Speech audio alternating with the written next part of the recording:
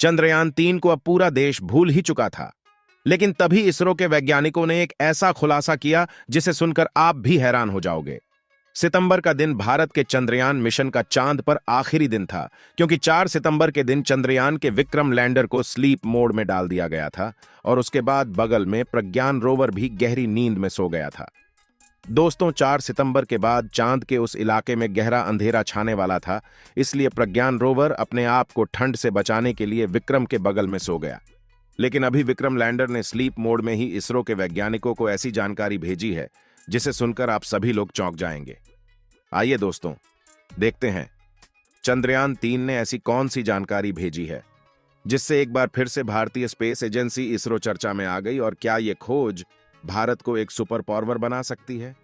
इन सब जानकारी के लिए वीडियो को अंत तक जरूर देखना दोस्तों। आज ही नहीं बल्कि इसरो के वैज्ञानिकों ने विक्रम लैंडर को स्लीप मोड में डालने से पहले एक और कमाल करके पूरी दुनिया को चौंकाया था, जिसमें चंद्रयान 3 के विक्रम लैंडर के चारों तरफ यानी इंजन को चालू करके इसे 30 से 40 सेंटीमीटर ऊपर की तरफ उठाया गया और उसके बाद इसकी जगह को चेंज करके इसे दूसरी लोकेशन पर लैंड कराया।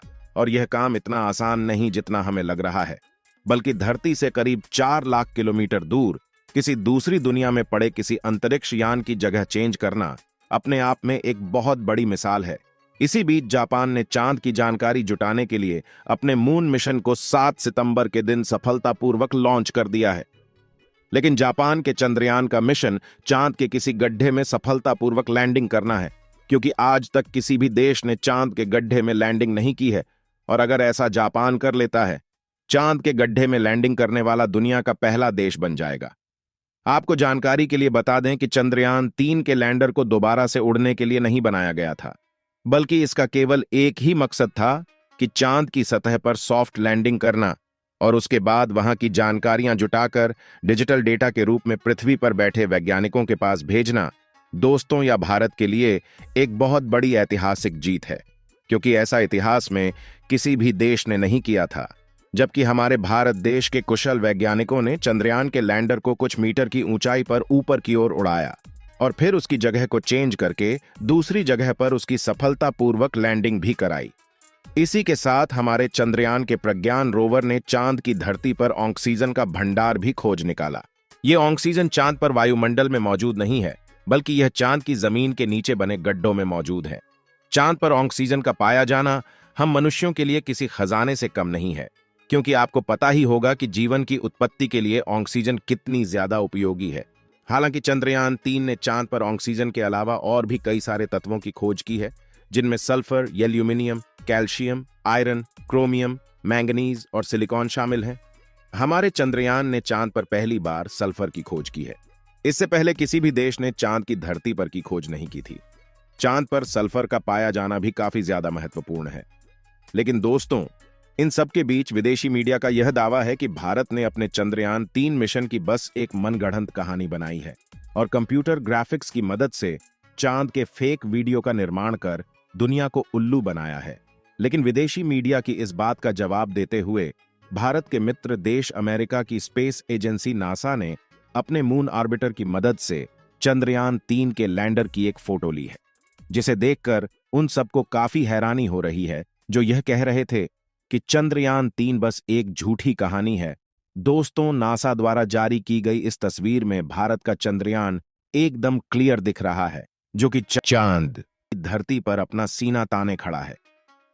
दोस्तों, इस वक्त चंद्रयान 3 का प्रज्ञान रोवर और विक्रम लैंडर स्लीप मोड में है और ये दोनों फिर से 22 सितंबर के दिन अपनी नींद को विराम देंगे और एक बार फिर से उसी जोश के साथ चांद की उस रहस्यमय दुनिया को खोजने के लिए निकल पड़ेंगे। इस समय वहां का तापमान -250 डिग्री सेल्सियस के करीब है।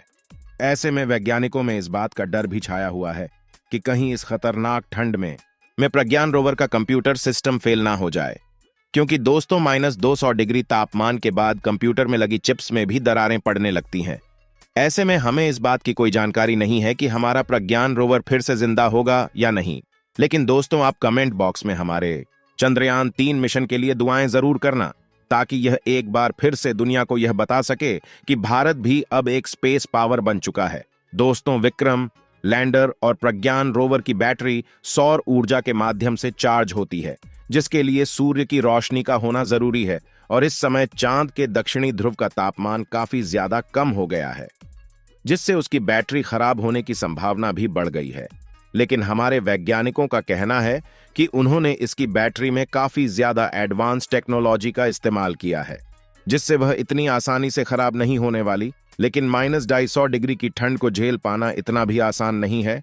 अगर हमारे प्रज्ञान रोवर और विक्रम लैंडर की बैटरी सही सलामत रहती है, तो यह एक बार फिर से चांद पर रिसर्च करना शुरू कर देगा, और इस बार वहां पर हाइड्रोजन गैस की तलाश की जाएगी, जो कि रॉकेट फ्यूल का मुख्य तत्व है। दोस्तों, इस वक्त जो तस्वीर आप लोग अपने मोबाइल फोन पर देख रहे हैं, यह तस्वीर विक्रम लैंडर की है, जिसे हमारे प्रज्ञान रोवर अपने हाई रेजोल्यूशन कैमरा द्वारा कैप्चर किया है।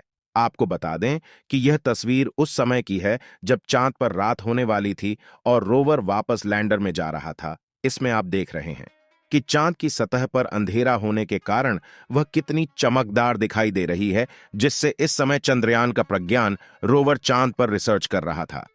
तो उस वक्त चांद का तापमान 20 से 35 डिग्री सेल्सियस के बीच था। ऐसी कंडीशन में रोवर को जितना समय मिल पाया, उसने कई सारे तत्वों की खोज की और वहां के तापमान की जानकारी वैज्ञानिकों तक भेजा, और साथ ही वहां के प्लाज्मा रेडिएशन के बारे में भी स्टडी करके विक्रम लैंडर को जानकारी दी। अब चांद के दक्षिणी ध्रुव पर 22 सितंबर के दिन फिर से सूरज उगेगा, और सूरज की पहली किरण पड़ने पर हमारा प्रज्ञान रोवर और विक्रम लैंडर दोनों जाग जाएंगे। आप सभी लोग चंद्रयान 3 के दोबारा से जागने की दुआएं कमेंट में करते रहे, ताकि हाइड्रोजन की खोज की जा सके। साथियों, इस वीडियो को यहीं पर खत्म करते हैं। इस वीडियो को एक लाइक जरूर करें और अपने मित्रों तक इस वीडियो को शेयर करें, ताकि उन्हें भी जानकारी मिल सके। मिलते हैं किसी और नॉलेजेबल वीडियो में, तब तक के लिए धन्यवाद।